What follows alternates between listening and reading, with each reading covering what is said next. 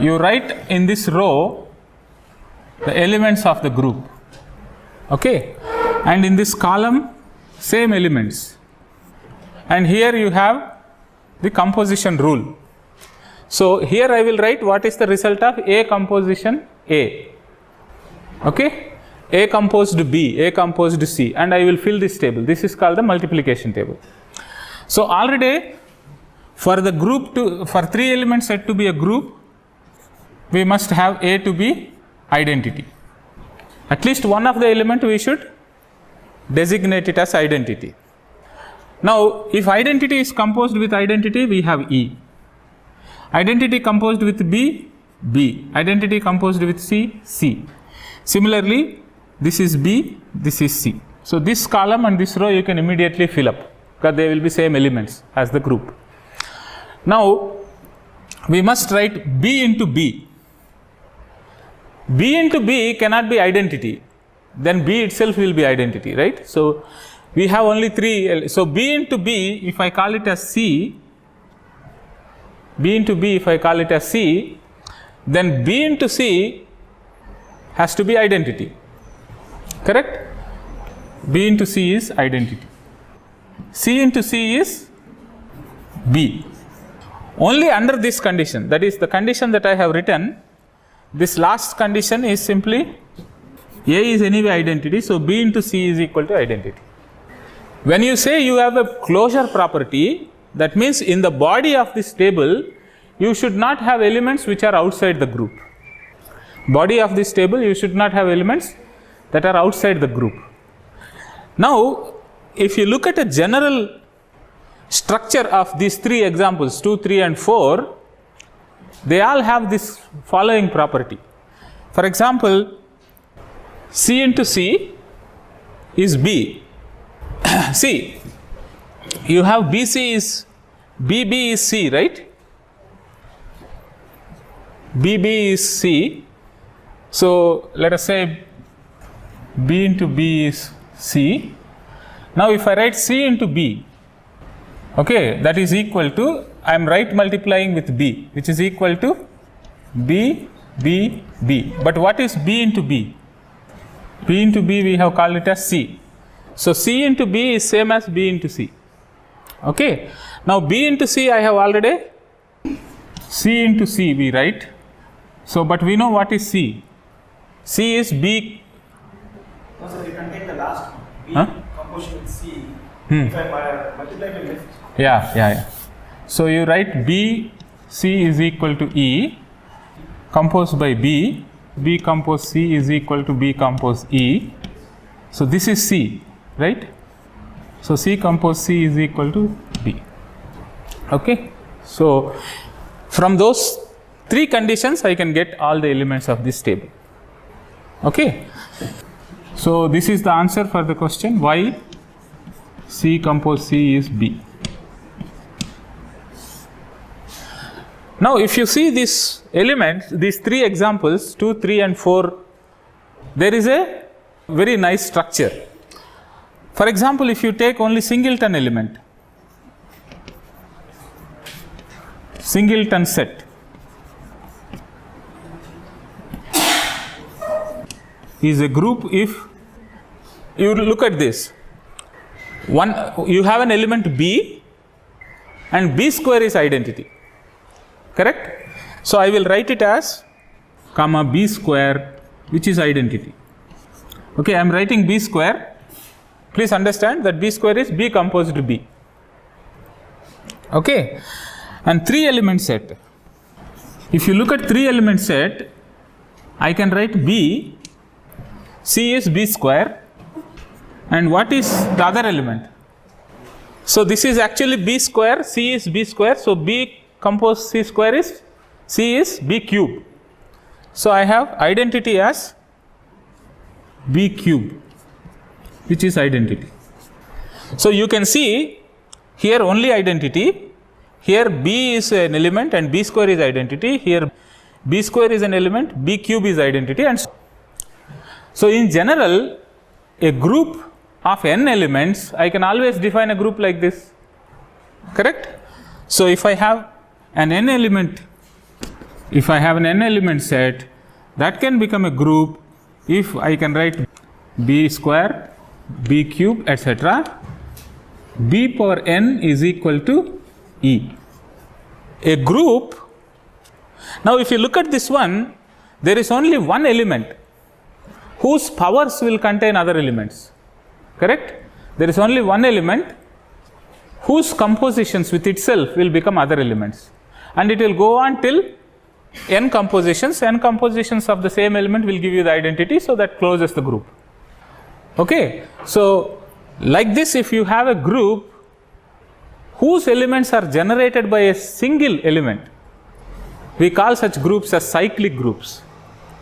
So these are called cyclic groups. You have got convinced that if you have any set of any n elements, you can always construct a cyclic group, correct? In this fashion.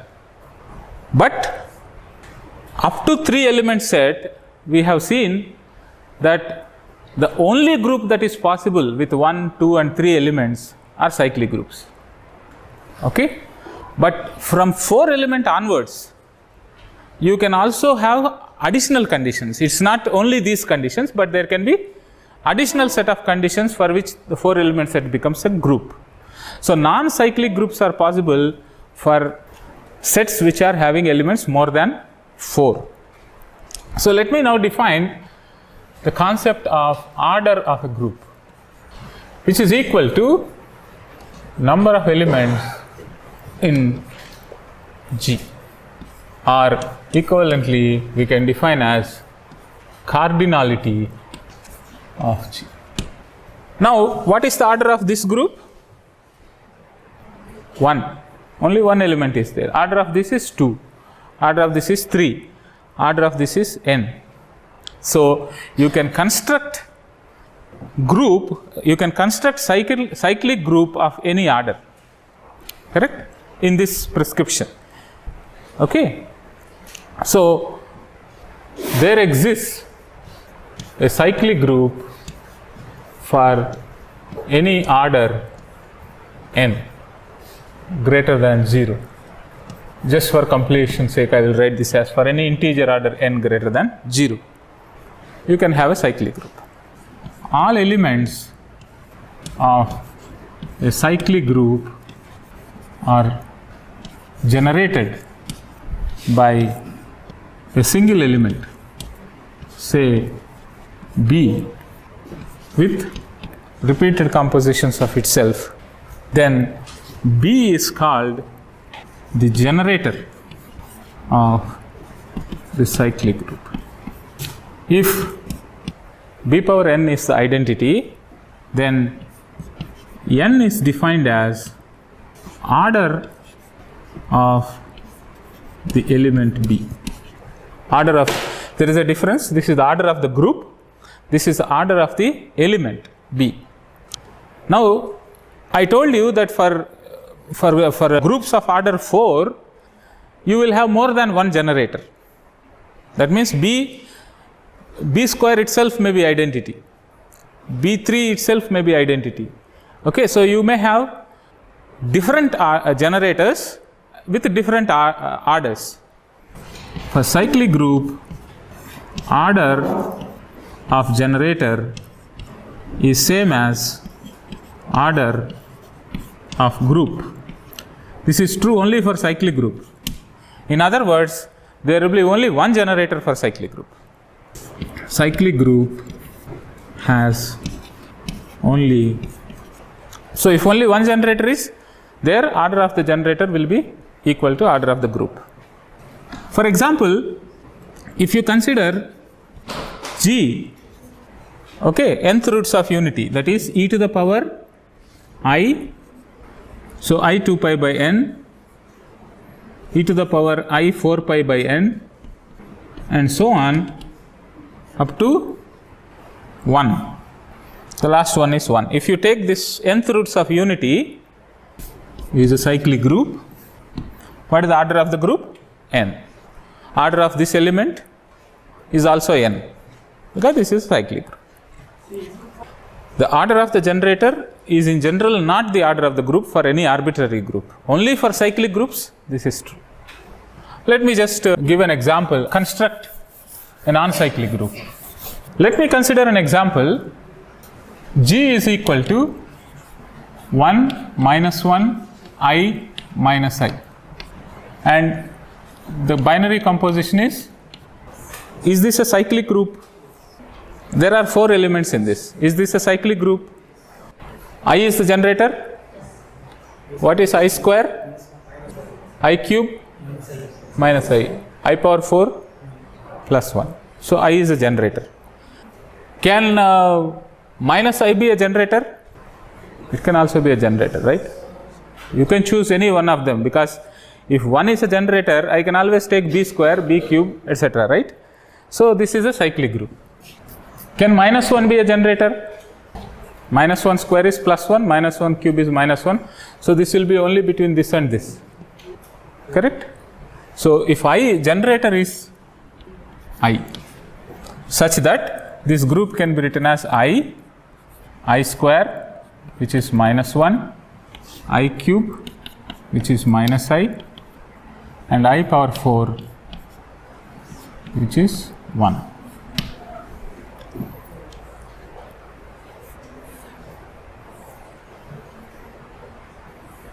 What is identity? Identity element of this group is 1. Correct? Okay. If I take group of order 4, that means I am going to have E, A, B, C. There are 4 elements. One of them should be identity, so I am already calling it as E. Now, one possibility is A square, A cube, A power 4 is E. Then that is a cyclic group. Is there any other possibility? That is the question. Cyclic group, we don't have any problem, right? It's already, for every group of any order, a cyclic group can be formed. Is there any other option for this to become a group? So let us look at the multiplication table. E, A, B square as identity, C square as identity. Okay? That means each one of them is its own inverse. A square is identity, B square is identity, C square is identity, means each one is its own inverse. So I can write this as identity. Now I have B and C. Okay. Now C with A, if I call it as B, C with B, if I call it as A, I can form a group. That means I don't have elements which are outside. But you may be wondering how I am writing this. Okay. So I think I should tell you this secret. There is a very important theorem called rearrangement theorem.